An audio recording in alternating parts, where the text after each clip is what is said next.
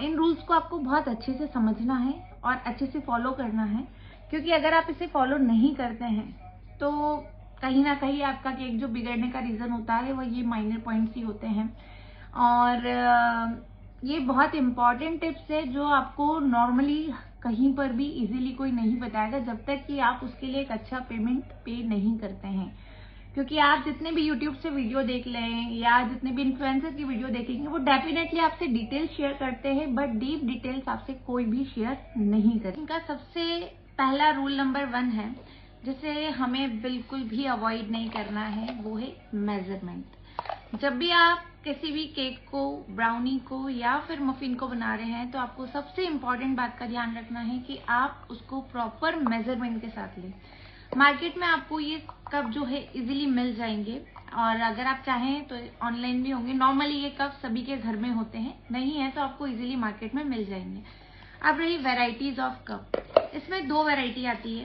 पहला एक ये कप है जो भी मार्केट में आपको नया नया देखने को मिला है, और पहले जो कप चलते थे वो रेड कलर के कप, अगर आपने ध्यान दिया हो तो इस तरह के होते थे। इन दोनों में डिफरेंस सिर्फ ये है कि ये कप्स जो मिलेंगे वो 1 कप है, हाफ कप है, ये वाला जो है 1/3 कप है, इसके अलावा ये है 1/4 कप, ये वाला हुआ 1 टेबल स्पून। सबसे बड़ा जो स्पून होता है इसमें उसको हम बोलते हैं टेबल स्पून, ठीक है। एक और चीज जो मुझे मिली है वो है 1/8 कप। 1/8 कप नॉर्मली आपको इस तरह के कप्स में नहीं मिलेगा, और मेरे पास 2-3 तरह के स्पून्स हैं। ये जिसमें मेरे पास ये वाला जो स्पून है इसमें इस साइड 1/4 है और इस साइड 1/8 है। आपके पास नहीं है इट्स ओके, कई है 1/4 का हाफ अगर लेना है तो उसको कैसे मेजर करेंगे, तो 1/8 का अगर स्पून आपके पास नहीं है तो आपके पास जो 1/4 का स्पून है उसको हाफ लेंगे आप, ठीक है।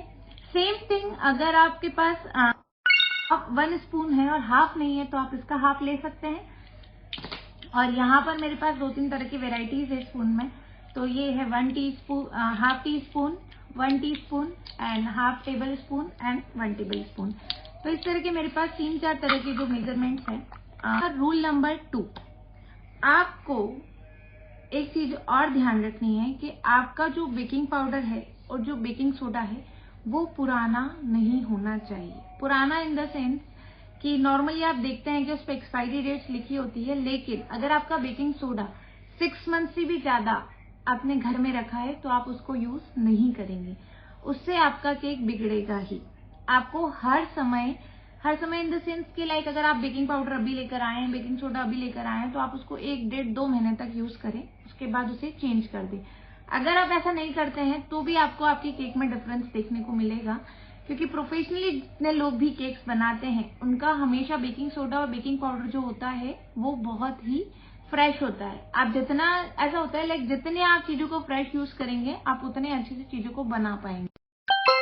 जैसे कि मैं आपको पहले क्लियर कर चुकी हूँ, बेकिंग में केक होता है, ब्राउनी होता है, मफिन्स होता है। आप जो भी इंग्रेडिएंट यूज कर रहे हैं वो सारे आपके रूम टेम्परेचर पे होना चाहिए, चाहे वो मिल्क हो, चाहे वो कर्ड हो, चाहे वो बटर हो, वो ऑयल हो, वो मैदा हो, कस्टर्ड पाउडर हो, मिल्क पाउडर हो, एनीथिंग, वो कुछ भी हो सकता है। जो भी ड्राई इंग्रेडिएंट है, जो भी वेट इंग्रेडिएंट है, वो आपके सारे रूम टेम्परेचर पे होना चाहिए। अगर ऐसा होगा कि लाइक आपको दूध की जरूरत पड़ी और आपने डायरेक्ट फ्रिज से दूध निकाला है तो भी आपका केक बिगड़ेगा। तो आपको हमेशा ध्यान रखना है कि आप जो भी इंग्रेडिएंट यूज कर रहे हैं, इवन अगर आप टी टाइम केक्स बना रहे होते हैं तो टी टाइम केक्स में कई बार आप लेमन यूज कर रहे हैं, कई बार आप ब्लूबेरी यूज कर रहे हैं, कई बार आप ऑरेंज यूज कर रहे हैं, या किसी भी तरह का फ्रूट आप यूज कर रहे हैं, तो आपको इस बात का ध्यान रखना है कि उसमें वो सारे इंग्रेडिएंट, वो सारी चीजें जो है वो रूम टेम्परेचर पर। रूल नंबर 4 है हमारा कि हम जो केक में शक्कर यूज करेंगे वो कैसा होना चाहिए। तो शक्कर जो हम यूज करेंगे वो बिल्कुल बारीक पीसी हुई होनी चाहिए, आप देख सकते हैं, ठीक है। अगर आप मार्केट का यूज कर रहे हैं तो वो वैसे भी पाउडर फॉर्म में होगी, लेकिन अगर आप घर में ही पीसते हैं तो आपको बिल्कुल उसे पाउडर फॉर्म में लेकर आना है, ताकि आप उसे जब भी केक में यूज कर रहे हैं तो वो अच्छे से मेल्ट हो जाए। शक्कर का एक और रूल है कि ये कभी भी ड्राई इंग्रेडिएंट के साथ नहीं जाती है। तो रूल नंबर 4 जो मैंने आपको बताया है कि आपका शक्कर कैसा पिसा हुआ होना चाहिए। अगर आपका शक्कर पिसा हुआ नहीं होता है तो आपका केक जो है चिपचिपा बनेगा, जिसको हम चीठा भी बोलते हैं, और वो हैवी हो जाएगा क्योंकि उसमें शक्कर का क्वांटिटी बारीक पीसी हुई कंपैरेटिवली नॉर्मल शक्कर की इसमें ज्यादा चली जाएगी। तो आपको शक्कर को पाउडर फॉर्म में प्रॉपर पीसना बहुत जरूरी है। Thank you. तो अब हम बात करेंगे अपने आखिरी रूल नंबर 10 की। रूल नंबर 10 है प्री मिक्स और होममेड दोनों का डिफरेंस। होममेड ये होता है कि जो भी इंग्रेडिएंट आप यूज कर रहे हैं वो अलग अलग आप यूज कर रहे हैं, लाइक मैदा है, मिल्क पाउडर है, जो भी है आपने सब खुद घर से लिया है। प्री मिक्स जो होता है उसमें आता है कि वो ऑलरेडी मिक्सचर आता है, उसमें सिर्फ आपको वाटर। पहली चीज, अगर आप माइक्रोवेव या ओटीजी पे केक बना रहे हैं तो आपको उसको 180 डिग्री पर प्री हीट करना है, माइक्रोवेव को कन्वेक्शन मोड पे, और ओटीजी को डबल रॉड बोल सकते हैं या बोथ रॉड। किसी में बोथ रॉड लिखा होता है, किसी में डबल रॉड लिखा होता है। तो उसको आपको 180 डिग्री पर 10 मिनट्स के लिए प्री हीट करना है और माइक्रोवेव को कन्वेक्शन मोड पे प्री हीट करना है। सेम थिंग गैस के लिए है। गैस में आपको जो दो चीजों का ध्यान रखना है, पहला कि आप जो भी कुकर हो या कढ़ाई हो जो भी यूज कर रहे हैं उसका बेस तो हैवी होना ही चाहिए, साथ में वो बर्तन भी हैवी होना चाहिए, क्योंकि अगर आप अपना केक फ्लफी और नॉर्मल जैसा ओटीजी या माइक्रोवेव में बनता है तो आपको इस चीज का ध्यान रखना बहुत जरूरी है, पहली चीज। सेकेंड थिंग, गैस में भी सेम है कि आप उसको मीडियम आंच पर 10 मिनट्स के लिए प्री हीट करेंगे और उसके बाद ही अपने केक को रखेंगे। ये हमारा माइक्रोवेव, ओटीजी और गैस का कॉन्सेप्ट हुआ रूल नंबर 7 की।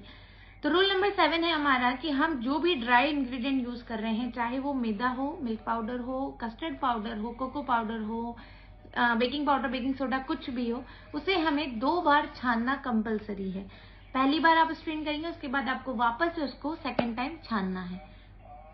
तो ये हुआ हमारा रूल नंबर। अब हम बात करेंगे हमारे रूल नंबर 8 की।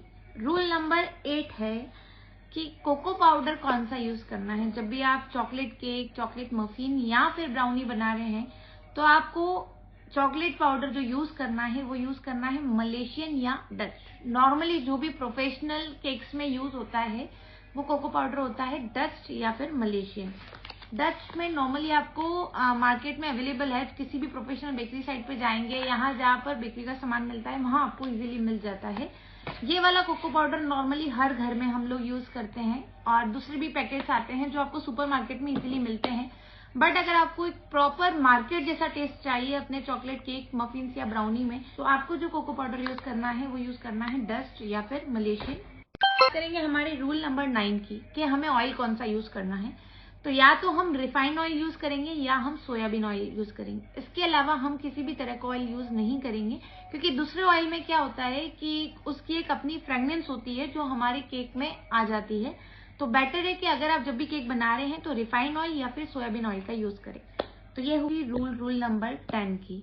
रूल नंबर 10 है प्री मिक्स और होममेड दोनों का डिफरेंस।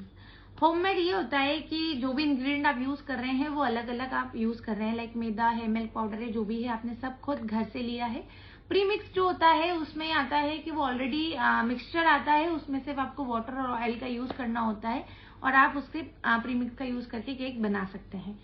ठीक है, तो इस दोनों में डिफरेंस क्या है। होममेड जो होता है जब भी आप बना रहे हैं उसको बहुत ज्यादा ओवर बीट ना करें, जितनी जरूरत है उतना ही बीट करें कि सारे इंग्रेडिएंट्स आपस में मिक्स हो जाए।